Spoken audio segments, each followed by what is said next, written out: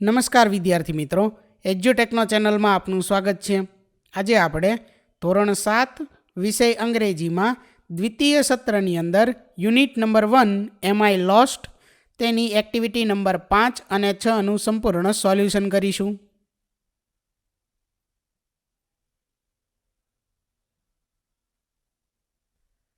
તો સૌથી પહેલાં છે activity number 5A, read the details about Gir national park.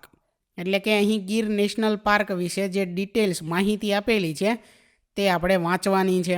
Place Sasan Gir, Junagadh district, Gujarat.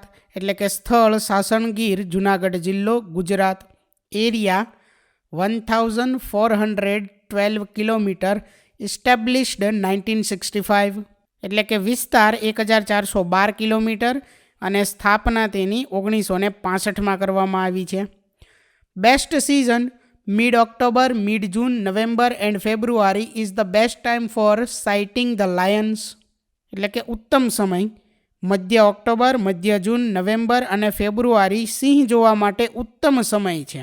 Nearest town Veraval 42 kilometre. એટલે કે નજીકનું સ્થળ Veraval 42 kilometre. Main attraction Asiatic lions. મુખ્ય આકર્ષણ એશિયાટિક સિંહ. Location the Gir national park is located 65 kilometre to the south east of Junagadh and 60 kilometre to south west of Amreli in the Indian state of Gujarat. એટલે કે સ્થળ છે ગીર રાષ્ટ્રીય ઉદ્યાન ભારતના રાજ્ય ગુજરાતમાં જુનાગઢથી 65 કિલોમીટર દક્ષિણ પૂર્વમાં અને અમરેલીથી 60 કિલોમીટર દક્ષિણ પશ્ચિમમાં આવેલું છે. નેસ, હરિપુર, સાજિયા, જાંબુથળા, વાણિયા વાવ, દાદાકળી, ટીમ્બારા, બાબરિયા.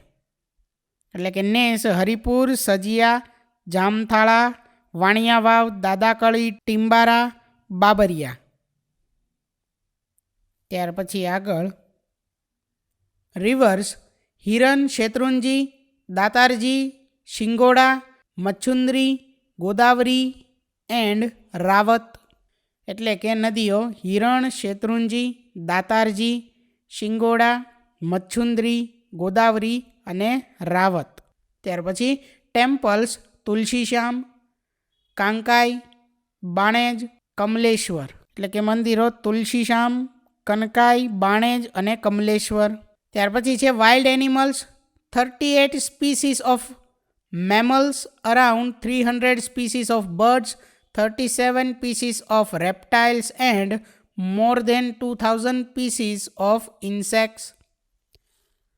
એટલે કે જંગલી પ્રાણીઓમાં સસ્તન પ્રાણીઓની 38 જાતિ, પક્ષીઓની લગભગ 3000 જાતિ, રેપ્ટાઇલ એટલે કે જમીન પર ખસડાઈને ચાલતા પ્રાણીઓની 37 જાતિ અને જંતુઓની 2000થી વધુ જાતિ. Timing morning 7 to 11 hours, afternoon 15 to 17 hours.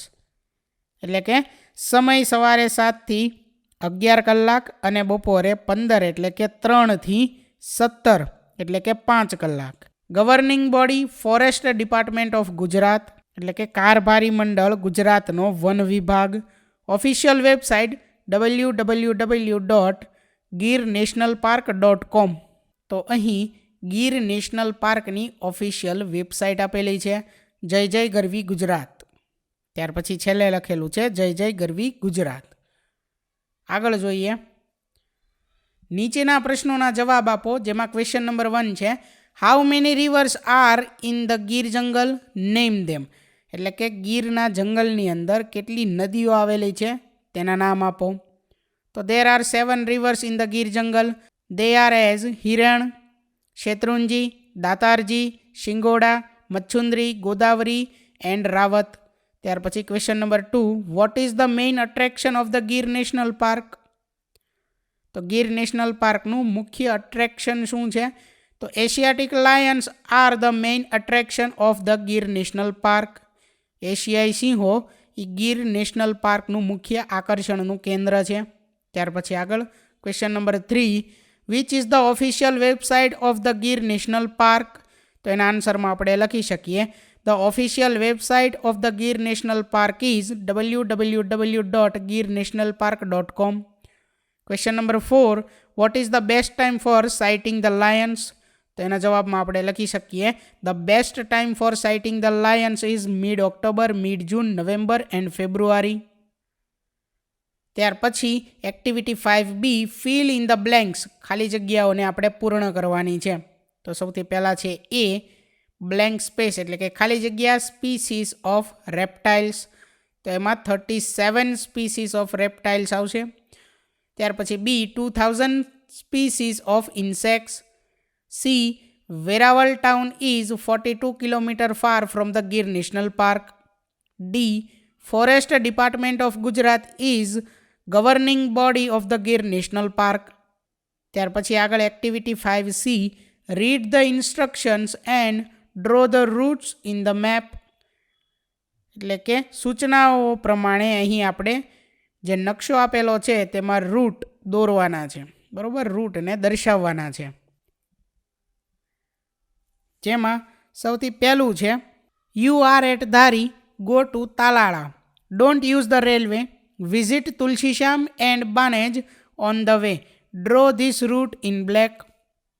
એટલે કે તમે ધારીમાં છો, ત્યાંથી તાલાળા જાઓ, રેલવેનો ઉપયોગ કરવાનો નથી, રસ્તામાં તુલસીશ્યામ અને બાણેજની મુલાકાત લેવાની છે અને આ રૂટને કાળા રંગથી દોરવાનો છે.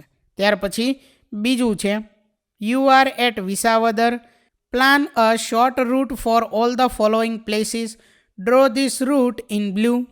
પ્લેસીસમાં છે Devaliya lion national park, Kamleshwar dam, Singoda dam, Shri Kanka Mata Mandir, Sodavari, Banej, Dhari, Tulsishyam, Hiran dam, Dhokhadva. તો તમે વિસાવદર છો, નીચે દર્શાવેલા સ્થળો માટે ટૂંકા રૂટની યોજના બનાવો. તો એના સ્થળની અંદર આપેલું છે દેવાળિયા રાષ્ટ્રીય સિંહ અભયારણ્ય, કમલેશ્વર ડેમ, સિંગોડા ડેમ, કનકાઈ મંદિર, બાણેજ, ધારી, તુલસીશ્યામ, હિરણ ડેમ વગેરે આપેલા છે, બરાબર. ત્યાર પછી ત્રીજું છે you are at Tulsishyam, plan a route to Kamleshwar dam. On the route take some photographs of Kodinar dam. This is rainy season, visit Jamjir waterfall. એટલે કે તમે તુલસીશ્યામમાં છો, કમલેશ્વર ડેમ માટેનો રૂટ તૈયાર કરો, રસ્તામાં કોડીનાર ડેમના કેટલાક ફોટોગ્રાફ લેવાના છે. આ ચોમાસું એટલે કે વરસાદ ઋતુની સિઝન છે, જમજીર ધોધની મુલાકાત લો. ત્યાર પછી આગળ છે activity number 6A read the dialogue. એટલે કે અહીં જે સંવાદ આપેલા છે તે સંવાદ તમારે વાંચવાના છે. ફ્રોમ કીડી ટુ રોડ વાયા લક્ષ્મી. તો અહીં જે કંઈ સંવાદ આપેલા છે વિદ્યાર્થી મિત્રો, તે સંવાદ તમારે વાંચવાના છે, બરાબર, તાને રીડ કરવાના છે. ત્યાર પછી આગળ જોઈએ હવે એક્ટિવિટી નંબર 6B લક્ષ્મીએ બોલેલા વાક્યોને ઉદાહરણ મુજબ ફરી લખો. ફોર એક્ઝામ્પલ એટલે કે અહીં ઉદાહરણ સ્વરૂપ આપેલું છે Lakshmi why come to the jungle, you why did you come to the jungle. ત્યાર પછી Lakshmi road not in the jungle. તો યુની અંદર આપણે વાક્યને વ્યવસ્થિત રીતે લખવાનું છે, there is no road in the jungle. ત્યાર પછી લક્ષ્મી ગો ટુ ઉગમણે, તો એને આપણે લખી શકીએ ગો ટુ ધ ઈસ્ટ. ત્યાર પછી લક્ષ્મી મેની કુબાસ ધેર, તો યુમાં આપણે લખી શકીએ કે ધેર આર મેની કુબાસ. લક્ષ્મી વોક ઓન ધ કેડી, તો આપણે લખી શકીએ કે you must walk on the short road અથવા તો you must walk on the કેડી. ત્યાર પછી આગળ Lakshmi my name is Lakshmi. ત્યાર પછી આફ્ટર ક્રોસિંગ વોંકળો યુ સી રૂપાળો ડુંગર, તો એને આપણે લખી શકીએ કે યુ કેન સી રૂપાલો hill after crossing the streams. Lakshmi ઉગમણે sun comes in the sky, તો in the east the sun rises in the east. ત્યાર પછી લક્ષ્મી વી લવ સાવજ એન્ડ સાવજ લવ્સ અસ, તો we love lion and the lion loves us. ત્યાર પછી છે લક્ષ્મી માય મા બાપા વિલ બી હેપી, તો એને આપણે લખી શકીએ કે my mother and father will be happy. ત્યાર પછી આગળ activity number 6C, answer the questions, એટલે કે પ્રશ્નોના જવાબ આપો. Question number 1, where is Faizan from, એટલે કે ફૈઝાન ક્યાંથી છે, તો એના જવાબમાં આપણે લખી શકીએ કે ફૈઝાન ઇઝ ફ્રોમ તમિલનાડુ, એટલે કે ફૈઝાન તમિલનાડુથી છે. Question number 2, can Lakshmi talk in English, તો એના આન્સરમાં આપણે લખી શકીએ કે no, Lakshmi can not talk in English properly, એટલે કે લક્ષ્મી વ્યવસ્થિત રીતે ઇંગ્લિશમાં વાતો કરી શકતી નથી. Question number 3, did Faizan speak Gujarati, કે શું ફૈઝાન ગુજરાતી બોલી શકે છે, તો એના જવાબમાં આપણે લખી શકીએ કે no, Faizan did not speak Gujarati, Faizan Gujarati બોલી શકતો નથી. Question number 4, what was the name of the pond, તો એનો આન્સર છે the name of the pond was Dudhiyu. ત્યાર પછી આગળ question number 5, did Faizan visit Lakshmi's home, તેનો આન્સરમાં આપણે લખી શકીએ કે yes, Faizan visited Lakshmi's home, હા ફૈઝાને લક્ષ્મીના ઘરની મુલાકાત લીધી હતી. ત્યાર પછી આગળ ક્વેશ્ચન નંબર 6 છે, where did Faizan go from Gir, તેના આન્સરમાં આપણે લખી શકીએ કે Faizan went to Junagadh from Gir. તો વિદ્યાર્થી મિત્રો, અહીં ધોરણ 7 વિષય અંગ્રેજીમાં દ્વિતીય સત્રની અંદર unit number 1 am I lost, તેની એક્ટિવિટી નંબર 5 અને 6નું સોલ્યુશન પૂર્ણ થાય છે. થેન્ક યુ દોસ્તો. એજ્યુકટેકનો ચેનલ તરફથી વિડીયો નિહાળવા બદલ આપનો આભાર. આવા બીજા વિડીયોઝ નિહાળવા માટે અમારી યુટ્યુબ ચેનલ એજ્યુકટેકનો અત્યારે જ સબસ્ક્રાઇબ કરો. આભાર દોસ્તો.